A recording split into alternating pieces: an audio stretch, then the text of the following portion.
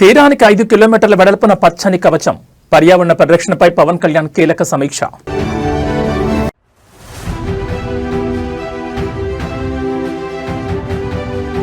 దయచేసి మన ఊరు మనబడి బిల్లులు చెల్లించండి. మండలిలో chairman Gutta shocking comments.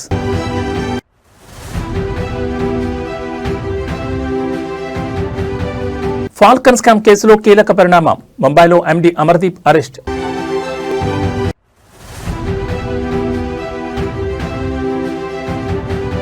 Delhi గాలిలో ప్రమాదకర సూపర్ బగ్స్. జేఎన్యూ పరిశోధనలో దిగ్భ్రాంతికర నిజాలు వెల్లడి. ఇక డీటెయిల్స్ చూస్తే great green wall of Andhra Pradesh ప్రాజెక్టుపై సచివాలయంలో అధికారులతో ఉప ముఖ్యమంత్రి పవన్ కళ్యాణ్ సమీక్షా సమావేశం నిర్వహించారు. ఈ సందర్భంగా ఆయన మాట్లాడుతూ ఏపీలోని గ్రేట్ గ్రీన్ వాల్ను 2030 నాటికి రాష్ట్రంలోని 1034 కిలోమీటర్ల తీర ప్రాంతాల్లో 5 కిలోమీటర్ల వెడల్పు గల గ్రీన్ బెల్ట్ను సృష్టికి నిర్దేశించిన పర్యావరణ ప్రాజెక్టు అన్నారు. తుఫాన్లు, సముద్ర మట్టం పెరుగుదల, కోత నుంచి రక్షించడానికి జీవన పర్యావరణ కవచం దీని ద్వారా ఏర్పాటు చేస్తున్నట్లు డిప్యూటీ సీఎం పవన్ కళ్యాణ్ పేర్కొన్నారు. ఇక జీవ వైవిధ్యం, జీవనోపాధిని పెంచేలా ప్రాజెక్టు నిర్మిస్తున్నట్లు డిప్యూటీ సీఎం పవన్ తెలిపారు. ఆఫ్రికన్ గ్రేట్ గ్రీన్ వాల్ నుంచి ప్రేరణ పొంది మడాడవులు, సరుగుడు, ఇతర ఉప్పు తట్టుకునే చెట్ల తోటలపై దృష్టి పెట్టినట్లు వెల్లడించారు.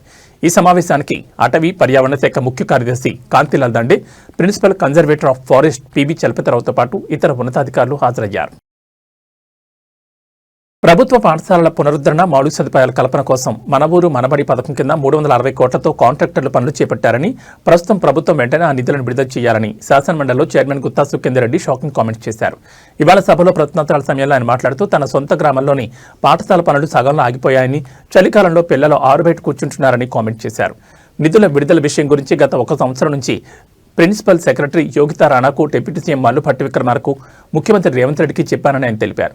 రాష్ట్రంలో అన్ని రకాల పేమెంట్లు జరుగుతున్నాయని, కానీ ఈ ప్రభుత్వం మన ఊరు మనబడిని అమ్మ ఆదర్శ పాఠశాలని పేరు మార్చి మైనింగ్ సెస్కి అటాచ్ చేసిందని అన్నారు. అక్కడక్కడ కొన్ని పేమెంట్లు జరుగుతున్నాయని, అయితే ప్రస్తుతం అవి కూడా ఆగిపోయాయని పేర్కొన్నారు.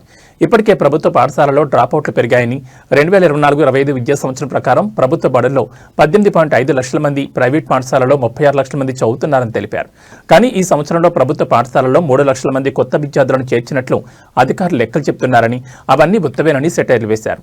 నిజానికి 30,000 మంది కూడా కొత్తగా చేరలేదని ఆయన చురకలంటించారు. ఇప్పటికైనా ప్రభుత్వం మన ఊరు మనబడి పేమెంట్లను క్లియర్ చేయాలని మండలి చైర్మన్ గుత్తా సుఖేందర్ రెడ్డి ప్రభుత్వాన్ని విజ్ఞప్తి చేశారు. బడులలో మన ఊరు మనబడి అనేటువంటి కార్యక్రమానికి ఇప్పటికీ 360 కోట్లు ఇవ్వాలి. ఎగ్జాంపుల్ నా విలేజ్దే చెప్తున్నాను. వాడు సగం పని చేసి పెట్టాడు, పిల్లలంతా చెట్ల కింద కూర్చుంటున్నారు. చలికాలం వేడ కూర్చోవాలి చెప్పండి. నేను నా విలేజ్ విషయం ఇప్పటికి 1 ఇయర్ నుంచి చెప్తా ఉన్నాను. ఇక్కడ ప్రిన్సిపల్ సెక్రటరీ యోగితారాణి గారు కూడా ఉన్నారు. వారికి పర్సనల్ లెటర్ రాసినాను, డిప్యూటీ సీఎం గారికి చెప్పినాను, సీఎం గారికి చెప్పినాను. మీరు ఇంత పేమెంట్ చేస్తున్నారు, 360 కోట్లు మన ఊరు మనబడి చేసడం ఒక భాగం. 2, ఈ ప్రభుత్వం వచ్చినాక అమ్మ ఆదర్శ పాఠశాలను పెట్టినారు. దాన్ని మీరు ఏం చేసినారు, మైనింగ్ సెస్కు అటాచ్ చేసినారు. ఆ మైనింగ్ సెస్ వచ్చిన దగ్గర అయితేనే కొంత పేమెంట్లు ఇస్తున్నారు, లేని దగ్గర అవి కూడా ఆగిపోయినటువంటి పరిస్థితులు.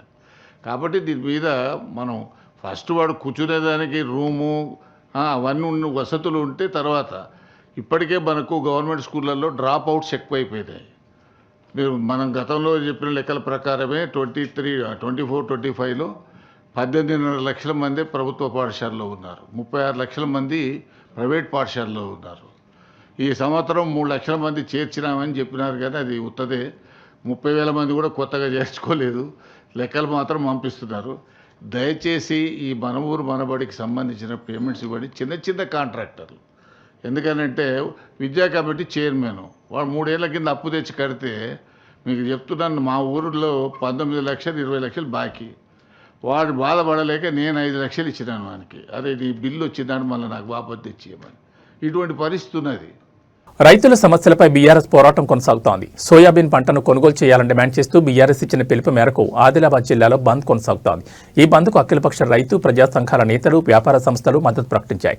ఈ నేపథ్యంలో ఇవాళ తెల్లవారుజామున ఆర్టీసీ డిపో ముందు మాజీ మంత్రి జోకర్ రామన్నతో పాటు బీఆర్ఎస్ కార్యకర్తలు ఆందోళన చేపట్టారు.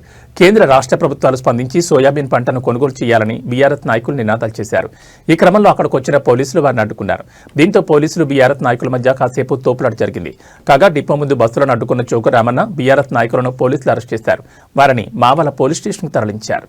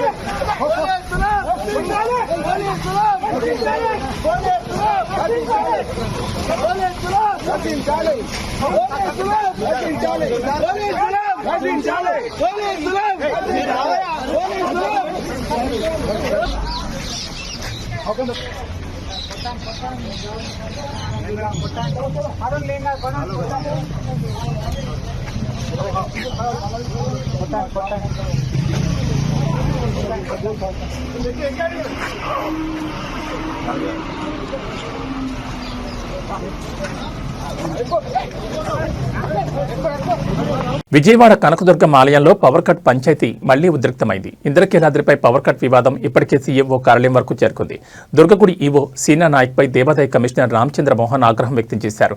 మొన్నటి వరకు విద్యుత్ అధికారులు వర్సెస్ ఆలయ అధికారుల మధ్య ఉన్న వివాదం ఇప్పుడు ఈవో వర్సెస్ కమిషనర్ మధ్య పంచాయతీగా మారిపోయింది. అయితే నూతన సంవత్సర శుభాకాంక్షల సందర్భంగా కూడా ఈవో దేవాదాయ కమిషనర్ మధ్య మాటల యుద్ధం జరిగింది. సోషల్ మీడియా కథనాల ద్వారా మాత్రమే పరిస్థితి తెలుసుకోవాల్సి వచ్చిందని ఈవోపై దేవాదాయ కమిషనర్ రామచంద్ర మోహన్ ఫైర్ అయ్యారు. సీఎంఓ కార్యాలయం నుంచి వివరణ అడుగుతున్నారని ఈవోకు కమిషనర్ తెలిపారు. వాళ్లకు నేనేం సమాధానం చెప్పాలంటూ ఈవోను దేవాదాయ కమిషనర్ ప్రశ్నించారు. ఇంద్రకీలాద్రిలో ఈ పవర్ వివాదం ఇంకా ఏ స్థాయికి చేరుతుందో ఇప్పుడు అందరికీ ఆసక్తికరంగా మారింది.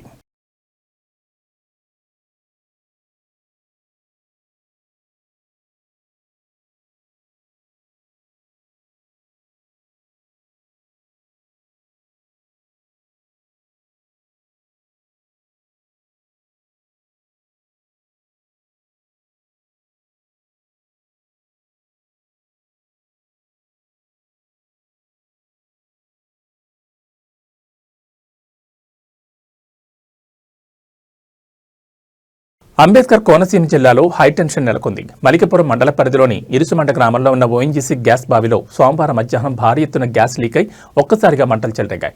సుమారు 100 అడుగుల ఎత్తు వరకు మంటలు ఎగిసిపడుతుండటంతో స్థానికులు తీవ్ర భయాందోళనకు గురయ్యారు. అధికారుల సమాచారం ప్రకారం మోరీ 5 నెంబర్ బావిలో మరమ్మతులు చేస్తున్న సమయంలో ఒక్కసారిగా గ్యాస్ క్రూడ్ ఆయిల్ విపరీతమైన పీడనంతో పైకెగిజిమింది. దీన్నే సాంకేతికంగా బ్లోఅవుట్ అని పిలుస్తారు. గ్యాస్ లీకేజ్ వల్ల గాలిలో నిప్పురవ్వలు అంటుకుని భారీ అగ్ని ప్రమాదం సంభవించింది. ఈ బావిని ప్రైవేట్ సంస్థ డీప్ ఇండస్ట్రీస్ నిర్వహిస్తోంది. ప్రస్తుతం బావిలో సుమారు 40,000 క్యూబిక్ మీటర్ల గ్యాస్ నిల్వ ఉన్నట్లు అంచనా వేస్తున్నారు. ఈ గ్యాస్ ఒత్తిడి తగ్గే వరకు మంటలు నార్పడం అసాధ్యమని అధికారులు చెబుతున్నారు. మంటల తీవ్రతను తగ్గించేందుకు సమీపంలోని గోడవల్లి కాలువ నుంచి నీటిని మళ్లించేందుకు ఇంజన్లు ఏర్పాటు చేశారు. ఒకవేళ మధ్యాహ్నం లోపు మంటలు అదుపులోకి రాకపోతే బావిని శాశ్వతంగా మూసివేసే ప్రక్రియను చేపట్టాలని ఓఎన్జీసీ నిపుణులు భావిస్తున్నారు. రాజమండ్రి, నరసాపురం నుంచి నిపుణులు ఘటనా స్థలానికి చేరుకున్నారు. ప్రమాద తీవ్రత దృష్ట్యా ఇరుసుమండ గ్రామంతో పాటు చుట్టుపక్కల ఉన్న మరో 2 గ్రామాల ప్రజలను అధికారులు సురక్షిత ప్రాంతాలకు తరలించారు. లక్కవరం తదితర ప్రాంతాల్లోని కళ్యాణ మండపాల్లో వారికి వసతి కల్పించారు. ఇప్పటికే వందలాది కొబ్బరి చెట్లు అగ్నికి ఆహుతైన విషయం తెలిసిందే.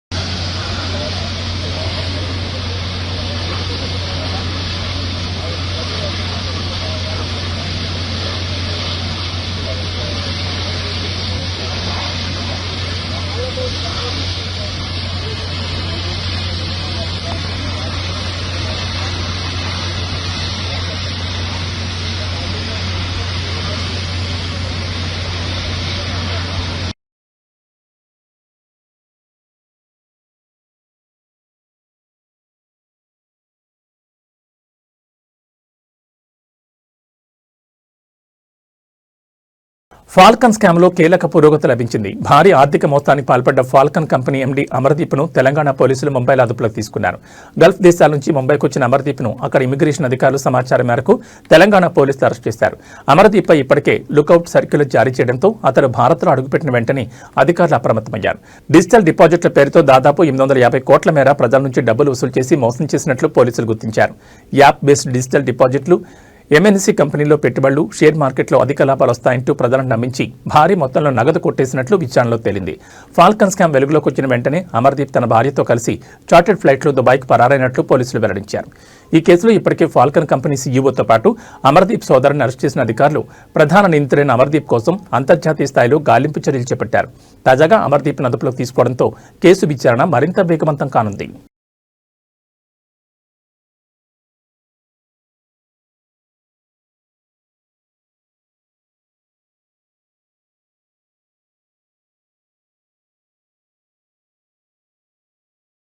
చిత్తూరు జిల్లాలో మామిడి రైతులు తీవ్ర ఆగ్రహం వ్యక్తం చేస్తూ నిరసన బాటపట్టారు. జిల్లా వ్యాప్తంగా ఉన్న పలు జ్యూస్ ఫ్యాక్టరీలు, గుజ్జు పరిశ్రమలు రైతులకు చెల్లించాల్సిన సుమారు 360 కోట్ల బకాయిలను నెలల తరబడి పెండింగ్లో పెట్టడమే ఇందుకు ప్రధాన కారణంగా వారు పేర్కొంటున్నారు. గత సీజన్లో ప్రభుత్వం ప్రకటించిన మద్దతు ధర ప్రకారం ఫ్యాక్టరీ యజమానులు కిలో మామిడికి 8 రూపాయలు చెల్లించాల్సి ఉండగా కేవలం 4 రూపాయలు మాత్రమే ఇస్తుండటంతో అన్నదాతలైన తాము తీవ్రంగా నష్టపోతున్నామని ఆవేదన వ్యక్తం చేస్తున్నారు. ఈ మోసాన్ని నిరసిస్తూ గుడిపాల వంటి ప్రాంతాల్లోని జ్యూస్ ఫ్యాక్టరీల గేట్లకు తాళాలు వేసి బైఠాయించారు. తమ కష్టార్జితం తమకు అందే వరకు, బకాయిలు పూర్తి స్థాయిలో చెల్లించే వరకు ఫ్యాక్టరీలను తెరిచే ప్రసక్తే లేదని రైతులు హెచ్చరిస్తున్నారు. మరోవైపు ప్రభుత్వం తరపున అందాల్సిన 4 సబ్సిడీ కొంతవరకు రైతుల ఖాతాల్లో జమైనప్పటికీ ఫ్యాక్టరీల నుంచి రావాల్సిన మెజార్టీ వాటా రాకపోవడంతో రైతులు అప్పుల ఊబిలో కూరుకుపోతున్నామని చెప్తున్నారు. ఇప్పటికే జిల్లా కలెక్టరేట్ వద్ద కూడా చెలో కలెక్టర్ ఆఫీస్ పేరుతో భారీ నిరసన ప్రదర్శన జరిగిన విషయాన్ని గుర్తు చేశారు. పొరుగు రాష్ట్రాలైన కర్ణాటక, తమిళనాడులో ధరల తగ్గుదలను సాగుగా చూపుతూ ఇక్కడి ఫ్యాక్టరీ యజమానులు తమను నిలువునా ముంచుతున్నారని రైతులు ఆవేదన గురవుతున్నారు. కొత్త సాగు సీజన్ ప్రారంభమవుతున్న తరుణంలో ఎరువులు, ఇతర పెట్టుబడులకు డబ్బు లేక ఇబ్బంది పడుతున్నామని, వెంటనే ప్రభుత్వం జోక్యం చేసుకుని ఫ్యాక్టరీల నుంచి బకాయిలు వసూలు చేయించాలని వారు ప్రభుత్వాన్ని డిమాండ్ చేస్తున్నారు. వీళ్ళు గవర్నమెంట్ ఆ రోజు 7 రూపాయలు అని చెప్పి ఫిక్స్ చేయడం జరిగింది. దానికి 8 రూపాయలు ఫిక్స్ చేసినప్పుడు ఫ్యాక్టరీ వాళ్ళు అందరూ కూడా దానికి సమ్మతించి వచ్చారు. గవర్నమెంట్ ఇవ్వాల్సిన 4 రూపాయలని రైతులకు ఆల్రెడీ అందరికీ కూడా చేరిపోయింది. ఫ్యాక్టరీ వాళ్ళు మాత్రం లాభాలు సంపాదించుకుంటూ ఉన్నారు, కానీ రైతులకు ఇవ్వడంలో వెనుకం చేస్తూ ఉన్నారు. మన రైతు నాయకులు చెప్పినట్లు వాళ్ళకి మన రిక్వెస్ట్ అవసరంలే. మన డబ్బు, మన కష్టం, మనం పంట చేస్తేనే వాళ్ళకు లాభాలు వస్తాయి. వాళ్ళు మరీ విపరీతంగా పోతూ ఉన్నారు. కాబట్టి 14వ తేదీ మీరు అన్నట్లు ముఖ్యమంత్రి గారిని కలుస్తాము. లేని పక్షంలో డైరెక్ట్గా వచ్చి ఫ్యాక్టరీలు ఆపేస్తాం. ఫ్యాక్టరీ లోపల అందులో ఈ ఫ్యాక్టరీ వాళ్ళు వచ్చి పెక్యులర్ పర్సన్స్ ఎన్నడీ చుట్టుపక్కల గ్రామాలు అన్నిటికీ తెలుసు. వీళ్ళు చేస్తూ ఉండే అరాచకాలు. ఈ ఫ్యాక్టరీలో గలీజు మొత్తం ఈ చెరువులో ఉంటుంది. మన ఈ ఫ్యాక్టరీలో గలీజు మొత్తం ఈ చెరువులో ఉంటుంది. దీన్ని ఈ నీళ్లు రైతులు తాగాల, ప్రజలు వాడుకోవాలా. కనీసం ఖర్చున్న ఇస్తామనేసి 12 రూపాయలు ఫిక్స్ చేసి ఇస్తామని చెప్పినారు. మళ్ళీ 2 రోజులు ఫ్యాక్టరీలు తెరవకుండా మళ్ళీ ముఖ్యమంత్రి 4 రూపాయలు మేము ఇస్తాము, 8 రూపాయలు మీరు ఇవ్వండి అనేది మాట్లాడుకొని అది రైతులకు తెలియదు. జరిగిన పరిస్థితిలో ఎవరైతే మనకు 12 రూపాయలు వస్తుంది కదా, రైతు తక్కువలో తక్కువ అంటాడు, తోలుదామని ఒక డెసిషన్కి వచ్చి సరే పోయినసారి 25 రూపాయలకి అమ్మినాము, 20 రూపాయలకి అమ్మినాము, ఈసారి 12 రూపాయలను వస్తే చాలే ఏదో ఖర్చులన్న రాని అనే దీంతో పంట హార్వెస్టింగ్ చేసి అన్ని చేస్తే మళ్ళీ రకరకాలుగా ఎందుకు చేస్తారు ఈ సిండికేట్ అంటే రైతులు సిండికేట్ కాలేరా? ఈ విధంగా సిండికేట్లు అయ్యి ఇక్కడ కూడా ఏం జరిగిందంటే ఏదైతే ఇక్కడ మేనేజర్ గారు తురపు గారు ఉన్నారో కాసాకాడ మాతో చెప్పడం జరిగింది. ముఖ్యమంత్రి గారు రీజనబుల్ రేట్ ఫిక్స్ చేశారు, మాకు కూడా పర్వాలేదు, మేమంతా రేట్ ఇస్తామని చెప్పినారు. మళ్ళీ వారం తర్వాత వీళ్ళంతా సిండికేట్ అయ్యి ఇంతకుముందు ఇలాంటి పెద్ద ఫ్యాక్టరీలు ఒక లెవెల్గా జరుగుతూ ఉన్నాయి. ఇప్పుడు చిత్తూరు తూర్పు సైడు చిన్న ఫ్యాక్టరీలు పెట్టేసి వాళ్ళు వీళ్ళని మేనేజ్ చేస్తున్నారు. మేనేజ్ చేస్తా లాస్ట్లో వీళ్ళ రేటు ఇష్టాన్ని తగ్గించుకుంటూ వస్తా కృష్ణగిరిలో తగ్గిపోయింది, ఆడ తగ్గిపోయింది అనేసి. కృష్ణగిరిలో ఎందుకు తగ్గిపోతుంది? కృష్ణగిరిలో 13 ఫ్యాక్టరీలు ఉన్నాయి. ప్రతి సంవత్సరం కృష్ణగిరి వాళ్ళు 40-50 రూపాయలకి ఇక్కడి నుంచి కొనుక్కొని పోతారు. ర్యాంపులు పెట్టిందే కృష్ణగిరి వాళ్ళు చిత్తూరులో. మనకు ఎన్నోసార్లు ఈ ర్యాంపులు అంతా లేకపోతే మేము ఇంకా రేట్ ఇస్తామని చెప్తారు ఈ ఫ్యాక్టరీ వాళ్ళు. ఎప్పుడు రేట్లు ఎక్కువ ఉండేటప్పుడు ఇప్పుడు అదే కృష్ణగిరి సాకు చూపించి ఇక్కడ దోచుకుంటూ ఉన్నారు. ఇది మంచి పద్ధతి కాదు. ఏదైతే ఈసారి గవర్నమెంట్ మధ్య మార్గంగా రేటు ఫిక్స్ చేసిందో దాన్ని అమలు చేయాలి. దాంతో కూడా 6 నెలలు లేట్ చేసిన దానివల్ల ప్రతి సంవత్సరం. అనంతపురం జిల్లాలోని పెద్దపప్పూరు మండలం నామనంకపల్లిలో గ్రామ జాతర ఘనంగా జరుగుతోంది. ఈ జాతరకు పుర ప్రముఖులతో పాటు రాజకీయ ప్రముఖులు హాజరవుతున్నారు. వైసీపీ మాజీ ఎమ్మెల్యే కేతిరెడ్డి పెద్దారెడ్డి నామనంకపల్లిలో జరుగుతున్న గ్రామ జాతరకు హాజరయ్యేందుకు బయలుదేరారు. ఈ క్రమంలో ఆయనను జాతరకు వెళ్లడానికి పోలీసులు అభ్యంతరం తెలిపారు. అదే సమయంలో అక్కడకు జేసీ ప్రభాకర్ రెడ్డి, అస్మిత్ రెడ్డి జాతరకు వస్తున్నారనే సమాచారం ఉందని పోలీసులు పేర్కొన్నారు. ఇరువురు ఎదురుపడితే గ్రామంలో ఘర్షణలు తలెత్తే అవకాశం ఉంటుందని భావిస్తున్నట్లు అంచనా వేశారని సమాచారం. ఈ క్రమంలో పెద్దారెడ్డిని పోలీసులు అడ్డుకున్నట్టు తెలుస్తోంది. అయితే దీనిపై వైసీపీ నాయకత్వం స్పందిస్తూ పోలీసులు అత్యుత్సాహాన్ని ప్రదర్శించారని ఆరోపించింది. జాతరకు హాజరయ్యేందుకు వెళితే అడ్డుకోవడం ఏంటని ప్రశ్నించింది. గతంలో కూడా పోలీసులు ఇదే విధంగా వ్యవహరించారని ఆగ్రహం వ్యక్తం చేసింది. కోర్టు ఆదేశాలున్నా వాటిని పోలీసులు పట్టించుకోవడం లేదని, జేసీ ఆదేశాలతో పదే పదే పెద్దారెడ్డిని అడ్డుకుంటున్నారని విమర్శించారు. ఇంకెంతకాలం ఇదే తీరు కొనసాగుతుందని నిలదీశారు. టెంపుల్కి అయితే ఎప్పుడో సార్ వచ్చింది. అవన్నీ కాదు అయితే ఇప్పుడు సిచ్యువేషన్ వాళ్ళు రాని ఎదురు నేను రాను. వచ్చారా వాళ్ళు కూడా కట్టే చేస్తారా? ఏంది ఆ చేతులు పట్టుకుంటే నీకేది ఎవరైనా చెప్పేది? నువ్వు బెదిరించా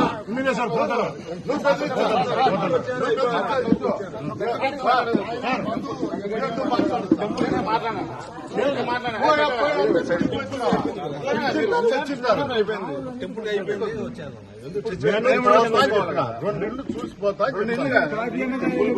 మీరు వేరే దానికి అందరికీ అదే ఉంది. అల్లో లేదు, వేరే దానికి లేదు. టెంపుల్ దర్శనం ఎవరు చెప్పినారు? అల్లో లేదు, నేనే చెప్తాను. పోలీస్ ఆఫీసర్ సిచ్యువేషన్ నేను కంట్రోల్ చేసుకోవాలి.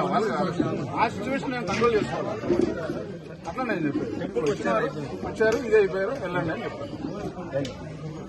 దాన్ని కోఆపరేట్ చేయండి. నేను కాదండి.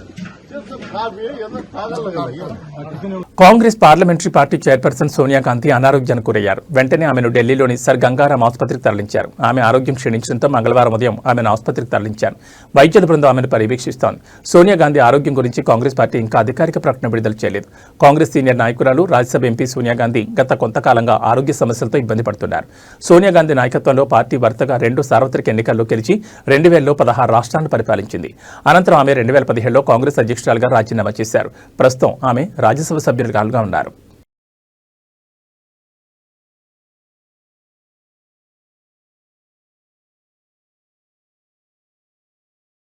తిరుమల తిరుపతి దేవస్థానం బోర్డు పరకామణి చోరీ కేసులో నివేదికపై ఏపీ హైకోర్టు అసంతృప్తిని వ్యక్తం చేసింది. పరకామణి చోరీ కేసు నేపథ్యంలో అలాంటివి జరగకుండా మెరుగైన ప్రత్యామ్నాయ విధానాలపై నివేదిక ఇవ్వాలని గతంలో న్యాయస్థానం ఆదేశాలిచ్చింది. నిన్న హైకోర్టుకు నివేదిక ఇచ్చిన టీటీడీ ప్రత్యామ్నాయ విధానాలను సరిగ్గా నివేదికలో పేర్కొనలేదని న్యాయమూర్తి పేర్కొన్నారు. పరకామణిలో భక్తుల కానుకలు పక్కదారి పట్టడం సహించలేమని కోర్టు తేల్చి చెప్పింది. ఇక టీటీడీ పరకామణి చోరీ కేసులో నిందితులతో అప్పటి పోలీసుల పాత్ర ఏంటని ఏపీ హైకోర్టు ప్రశ్నించింది. అయితే కొందరు పోలీసులు నిందితులతో చేతులు కలిపారని న్యాయస్థానానికి ప్రభుత్వం తరపు లాయర్ తెలిపారు. వారిపై శాఖాపరమైన చర్యలు తీసుకోవాలని హైకోర్టు ఆదేశాలు జారీ చేసింది. ఇక ఆదాయానికి మించిన ఆస్తులు పరిశీలించాలని సిఐడిని ఆదేశించింది. అలాగే భక్తుల మనోభావాలను కాపాడాల్సిన బాధ్యత టీటీడీపై ఉందని ఏపీ హైకోర్టు తెలిపింది. ఈవోతో చర్చించి మరోసారి తెలుపుతామని న్యాయస్థానానికి టీటీడీ స్టాండింగ్ కౌన్సిల్ చెప్పింది. కోర్టు ఏదైనా ఆదేశాలు ఇస్తే అమలు చేస్తామని టీటీడీ పేర్కొంది. సలహాలు సూచనలు తెలపకుండా ఏం ఆర్డర్ ఇస్తామని న్యాయస్థానం ప్రశ్నించింది. దీంతో తదుపరి విచారణను ఎల్లుండికి వాయిదా వేస్తున్నట్లు చెప్పారు.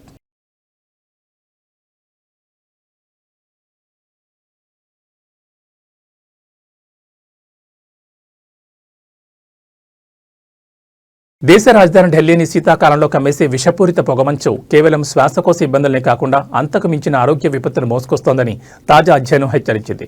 జవహర్లాల్ నెహ్రూ యూనివర్సిటీ పరిశోధకులు నిర్వహించిన అధ్యయనంలో ఢిల్లీ గాలిలో యాంటీబయోటిక్స్ ను సైతం ఎదిరించే సూపర్ బగ్స్ ఉన్నట్లు తేలింది. నేచర్ సైంటిఫిక్ రిపోర్ట్స్ జర్నల్లో ఈ వివరాలు వెల్లడయ్యాయి. పరిశోధకులు ఢిల్లీలోని రద్దీ మార్కెట్లు, మురికివాడలు, నివాస ప్రాంతాలు, మురుగునీటి శుద్ధి ప్లాంట్ల వద్ద గాలి నమూనాలను సేకరించారు. శీతాకాలంలో కాలుష్యం గరిష్ట స్థాయికి చేరుకున్నప్పుడు ఈ బ్యాక్టీరియా కౌంట్ ప్రతి క్యూబిక్ మీటర్కు 16,000 కాలనీ ఫార్మింగ్ యూనిట్లుగా నమోదైంది. ఇది ప్రపంచ ఆరోగ్య సంస్థ సూచించిన సురక్షిత పరిమితి కంటే 16 రెట్లు ఎక్కువ. వర్షాకాలంలో వర్షాల వల్ల ఈ ప్రభావం కొంత తగ్గినప్పటికీ శీతాకాలంలో తక్కువ ఉష్ణోగ్రత, తేమ కారణంగా ఈ సూక్ష్మజీవులు గాలిలో ఎక్కువ కాలం జీవిస్తున్నాయి. గాలిలో గుర్తించిన బ్యాక్టీరియాలు అధిక భాగం స్టెఫిలోకాకస్ రకానికి చెందినవి. ఇవి సాధారణంగా చర్మ వ్యాధులు, న్యూమోనియా, రక్తంలో ఇన్ఫెక్షన్లకు కారణమవుతాయి. వీటిలో 73% బ్యాక్టీరియా బహుళ యాంటీబయోటిక్స్ ను తట్టుకునే సామర్థ్యాన్ని కలిగి ఉండడం ఆందోళనకరం. ప్రాణాధారమైన మెథిసిలిన్ వంటి మందులను కూడా ఇవి లొంగడం లేదని MECA అనే జన్యు ఉనికి ద్వారా శాస్త్రవేత్తలు ధృవీకరించారు.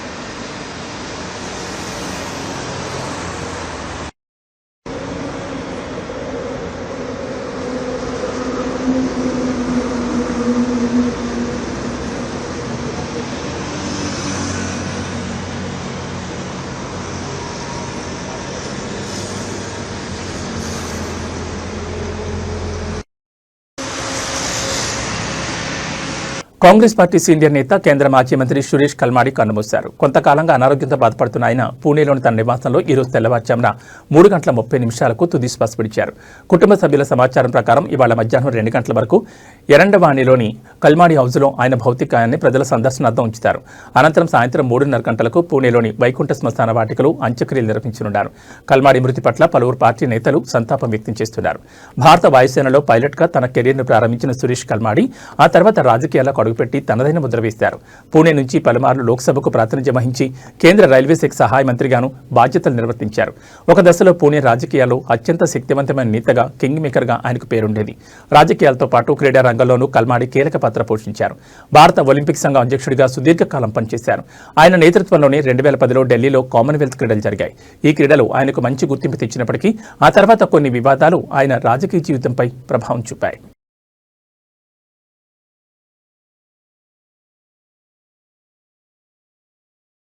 ఇక బులెటిన్ ముగించే ముందు హెడ్లైన్స్ మరోసారి.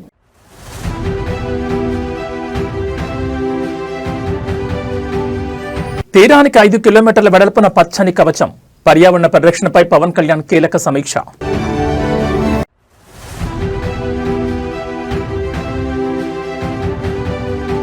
దయచేసి మన ఊరు మనబడి బిల్లులు చెల్లించండి, మండలిలో chairman Gutta shocking comments.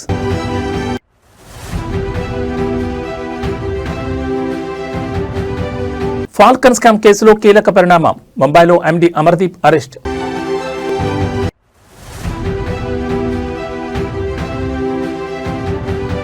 Delhi గాలిలో ప్రమాదకర సూపర్ బగ్స్, JNU పరిశోధనలో దిగ్భ్రాంతికర నిజాలు వెల్లడి. ఇవి బులెటిన్ విశేషాలు. నమస్కారం.